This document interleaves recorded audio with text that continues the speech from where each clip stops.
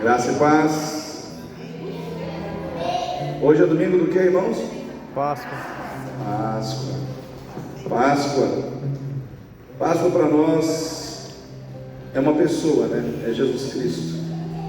E eu quero fazer uma pergunta. Quem aqui já se doou, já se entregou num relacionamento, em algum momento desse relacionamento você sentiu que você estava recebendo menos do que você tinha entregado? Aquela sensação de que, poxa, eu estou me doando, eu estou me entregando, eu estou fazendo, mas a contrapartida é menor. Quem já passou por esse sentimento?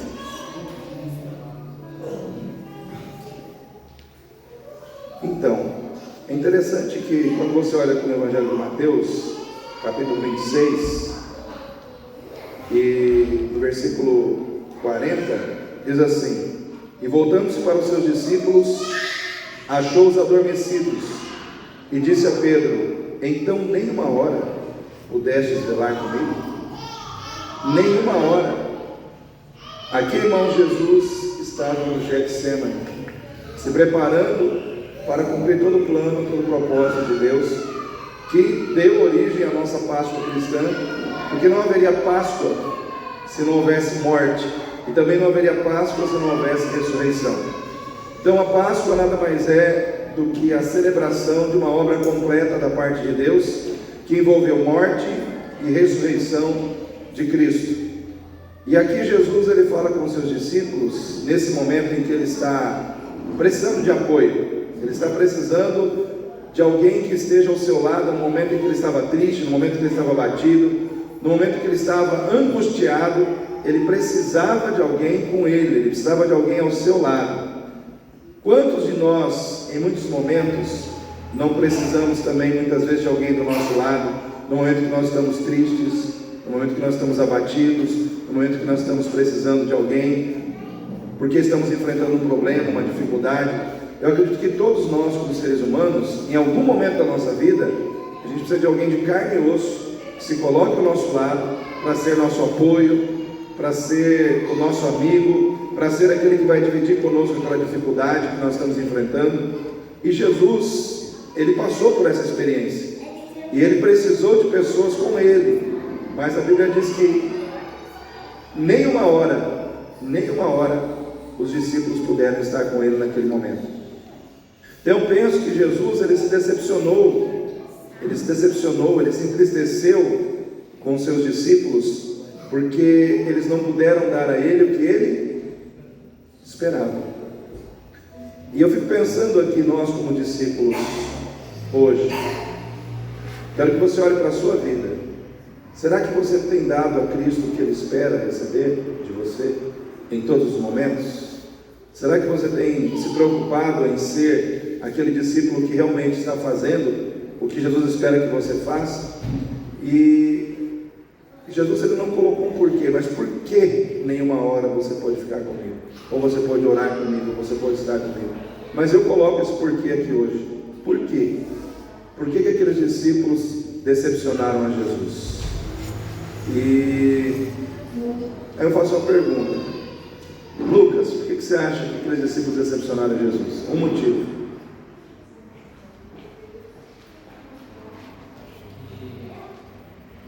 Eles não fizeram o que esperavam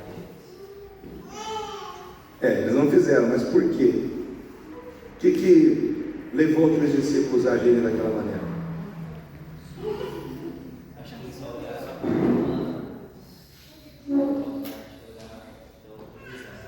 Eles se preocuparam com as coisas materiais.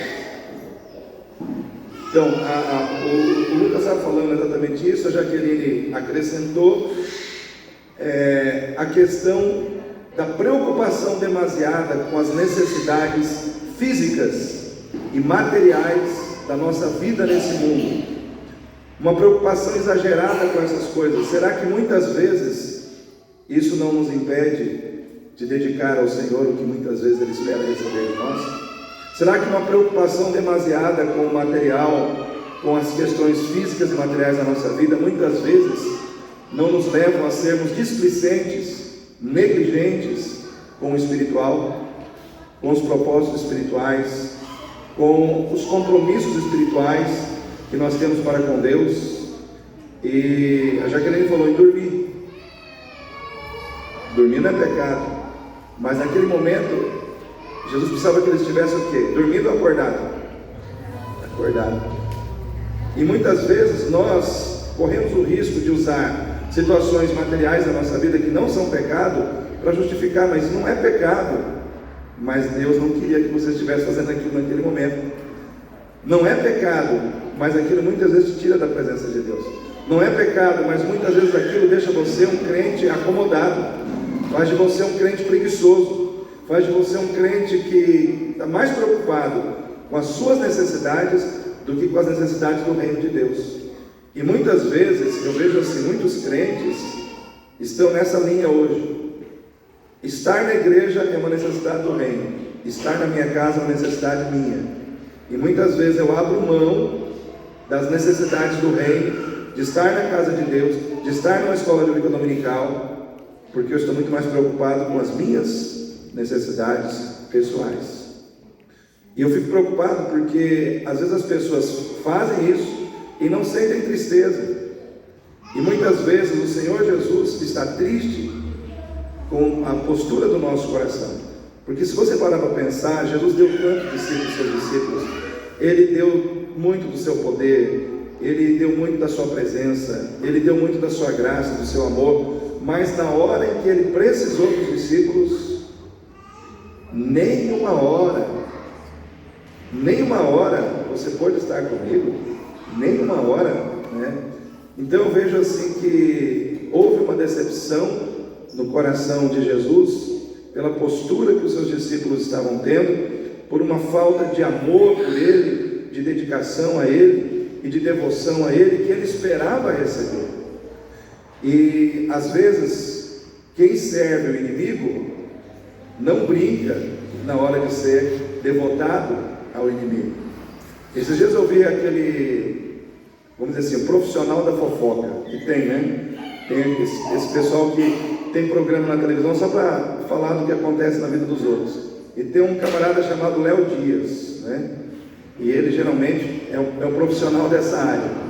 E ele estava falando que a Anitta, ela tem muito vamos dizer assim, do sucesso dela, das questões dela ser bem sucedida, se deve à devoção que ela tem, à sua fé, à sua crença. E ele falou assim que teve um momento na vida dela em que ela precisava ter êxito, sucesso, uma situação lá, eu não lembro qual é, que ela ficou 7 dias deitada para o santo dela, né? Ou seja, naquele período ela ficou numa posição deitada, né, para aquela entidade, para que aquela entidade depois desse período pudesse dar a ela o que ela esperava receber. Mas eu fico pensando, se o Senhor pedisse para um crente ficar 7 dias sem comer, ou 7 dias fazendo algum tipo de sacrifício que o seu corpo tivesse que ser, vamos dizer assim, privado de algumas situações, quantos crentes o fariam, né? Mas quem serve o inimigo faz. Quem serve o inimigo faz, paga o preço, tem uma vida toda errada, mas na hora de honrar aquele a quem serve, honra.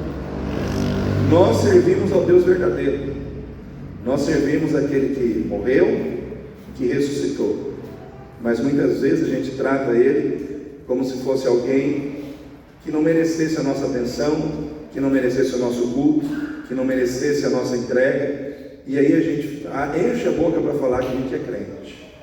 Então eu fico pensando, irmãos, que muitas vezes a gente precisa repensar a questão da nossa intimidade com Deus. Culto de Páscoa, para mim, sexta, né, que foi o dia que todo mundo considera o dia da paixão, da morte de Cristo, e hoje, o dia da ressurreição de Cristo, para mim as igrejas estão lotadas, principalmente as evangélicas. Então a gente vê muita gente aí fora, sexta-feira, em muitos lugares. Na primeira igreja teve cantata, eu vi muitas igrejas católicas fazendo também um movimento, e os fiéis lá, né, participando de toda E aí você olha para a igreja evangélica, está cada um na sua casa, curtindo o seu colchão, curtindo a sua casinha, e Jesus, né? Ah, mas é a data tão especial, é uma vez por ano só a Páscoa, mais uma vez por ano, mas você não pode estar na presença de Deus. E muitas vezes você não está nem preocupado com isso, e muitas vezes não está nem triste com isso. Então eu fico preocupado quando o povo de Deus começa a tratar a Cristo da maneira como ele não deve ser tratado, né? Com uma falta de consideração que ele não deve receber. Então hoje, por exemplo, é culto de ceia, de celebração da ceia. É um culto de ceia, também é um culto de Páscoa, né? E quantos estarão aqui à noite com toda a seriedade no seu coração que envolve a Páscoa, que envolve a ceia, que envolve dar ao Senhor a gratidão que lhe é devida? Então na sexta-feira eu preguei sobre os 10 leprosos, sobre vivendo as maravilhas de Deus, até chegar no último tópico, que é: não basta você receber a bênção, você precisa honrar o abençoador, você precisa querer estar com o abençoador, você precisa voltar para o abençoador para dar gratidão a ele. Você foi abençoado, então é natural que você tenha que agradecer a bênção, voltar para agradecer, voltar para adorar. Dos 10 leprosos, quantos que voltaram? Um só.